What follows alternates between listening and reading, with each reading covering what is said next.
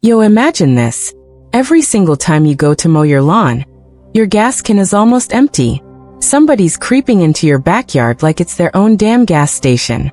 You set up a hidden camera, and you catch him red-handed. But instead of yelling or calling the cops, you smile. Because you got a much better plan. For the next 7 days, every time you take a piss, you walk straight to that gas can and let it rip. Morning piss, night piss, everything. Until that 5-gallon can is full. But not with gas. Then you set the perfect trap and wait. What happened next left his truck smoking, his mower dead, and him in handcuffs. This is the craziest quiet revenge you'll hear tonight. Stick around till the end. Yo, what's good, fam? Settle in, dim the lights, pull those covers up nice and tight. This one's a true revenge tale straight out of Reddit. The kind of story that makes you smile in the dark while you're trying to catch some Z's. Name's American Sleep Tales, and tonight we got a real pro-level payback that'll have you whispering, damn, that's cold, right before you drift off. So picture this, small working-class neighborhood, middle of nowhere America, where everybody knows everybody and nobody locks their shit up tight enough. Our boy, we'll call him OP, 'cause that's how these stories roll. He's just a regular dude grinding, got a lawnmower, a car, and a 5-gallon gas can he keeps out back on the patio. Nothing fancy, just enough to keep the grass cut and the wheels turning. Now this neighbor across the street, total piece of work. Dude's the kind of guy who walks around like the world owes him a favor.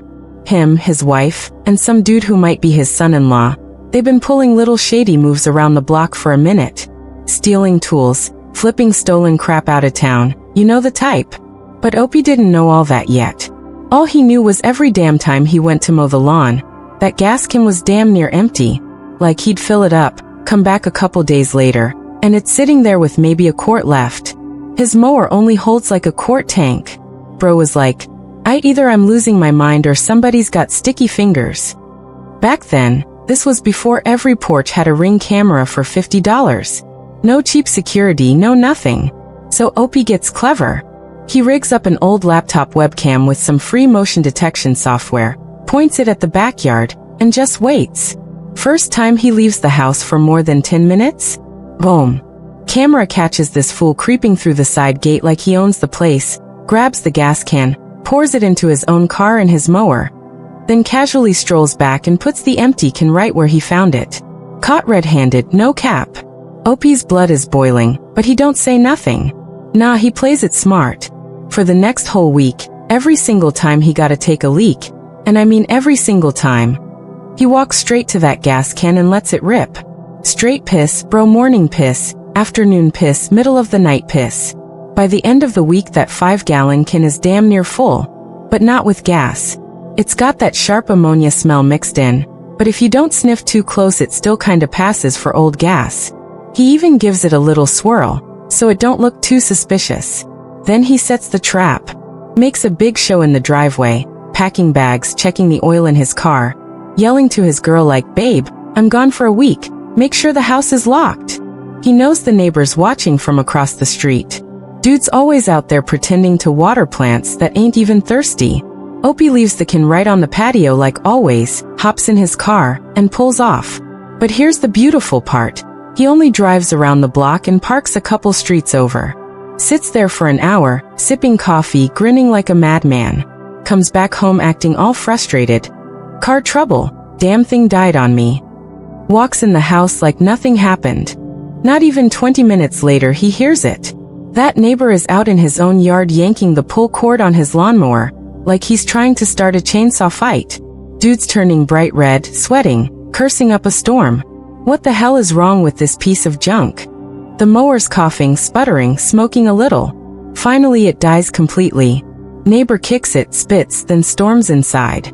Opie's just peeking through the blinds, dying laughing inside. He waits a bit, then checks his patio, can's gone. Empty. That fool took every last drop. Later that same afternoon, neighbor hops in his beat-up Chevy, probably thinking he'll run to the gas station real quick. Car starts up fine at first, then it makes it maybe 2 blocks down the road before it starts choking hard. Smoke pouring out the tailpipe, engine knocking like it's about to explode. Dude pulls over, pops the hood, and just stands there looking lost. Opie drives by real slow, windows down, gives him a little nod like, tough break, neighbor. See, piss in the gas tank does a number, fam. It don't burn right, it gums up the fuel lines, wrecks the injectors, and if you're lucky it'll seize the whole engine. That Chevy was toast. Cost the dude way more than 5 gallons of gas to fix. If he even bothered. But wait, that ain't even the best part. This neighbor? Turns out he was a straight-up career dirtbag. Had arrest warrants floating around for years. Opie finds this out later, but here's where it gets pro. One day the lazy fool hands Opie a job application, fully filled out with his name, address, social, everything, and asks him to drop it off at the gas station down the street, 'cause he's too damn lazy to walk it himself. Opie smiles, takes the paper, and says, sure thing, man. But instead of dropping it at the gas station, he goes home, hops on the sheriff's department website, and fills out a ride-along application using every single piece of info that fool just handed him. Ride-along is where you just tag along with a deputy for a day, see what the job's like. They run a background check real quick. Couple days later, sirens. Cops roll up, slap the cuffs on the neighbor right in his front yard while he's yelling, "This gotta be a mistake." Turns out those old warrants were still active. Dude gets hauled off, and Opie's just standing on his porch sipping a beer like it's the Super Bowl. Later he finds out the whole family was in on the stealing game, tools, bikes, whatever wasn't nailed down. But after that day, they packed up and bounced out of the neighborhood quick. Opie never had to worry about his gas can again. Moral of the story, y'all? Some people just straight up choose to be trash. They'll steal your gas, your peace, your time. But when you hit them with that quiet, calculated revenge, they fold like a cheap lawn chair. Karma don't always need a big dramatic scene. Sometimes it just needs a full tank of piss and a lazy idiot who hands you his whole identity on a silver platter. You ever had a neighbor like that? Drop it in the comments. I read every single one. If you're loving these long, juicy true revenge tales that hit different right before bed, make sure you're subscribed to American Sleep Tales. I'm dropping 2 fresh videos every single day, 1 revenge story, 1 scary true tale. So you always got something wild to fall asleep to. Hit that subscribe button, turn on notifications, and let's keep the stories coming. Sweet dreams, fam. And remember, don't steal from people who know how to wait. For the next whole week, every single time OP had to take a leak, and I mean every single time, he walked straight to that gas can and let it rip. Morning piss when he woke up, afternoon piss after work, middle of the night piss at 3 a.m. when he couldn't sleep. He even started drinking extra water and beer just to keep the supply going. By the end of the week that 5-gallon can was damn near full again. But not with gas. It was loaded with sharp, strong ammonia-smelling piss. Still looked kinda like old gas if you didn't get too close. And he even gave it a little swirl every day so it wouldn't separate too obviously. The smell was there, but to a lazy thief who wasn't paying attention, it still passed. He tested it once by pouring a tiny bit in his own mower. It smoked and sputtered a little, but he knew it would wreck an engine if you used a full tank. Perfect. Then came time to set the trap. OP made a big dramatic show in the driveway on a sunny Saturday afternoon. He started packing bags into his car, checking the oil like he was going on a long trip, yelling to his girl loud enough for the whole block to hear. "Babe, I'm gone for a whole week. Make sure the house is locked up tight, alright?" He knew the neighbor was watching from across the street like always. Dude was always out there pretending to water plants that ain't even thirsty. Eyes scanning everybody's stuff. Opie left that gas can right on the patio in plain sight, just like always. Then he hopped in his car and pulled off. But here's the beautiful part nobody saw coming. He only drove around the block and parked a couple streets over where he couldn't be seen. Sat there for a full hour, sipping coffee, grinning like a madman, heart pounding with excitement. After an hour he casually drove back home, acting all frustrated, slamming the car door, muttering, "Car trouble, damn thing died on me again." Walked inside like nothing happened. Not even 20 minutes later, he heard it.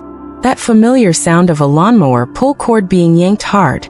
The neighbor was out in his own yard, red in the face, sweating bullets, cursing up a storm.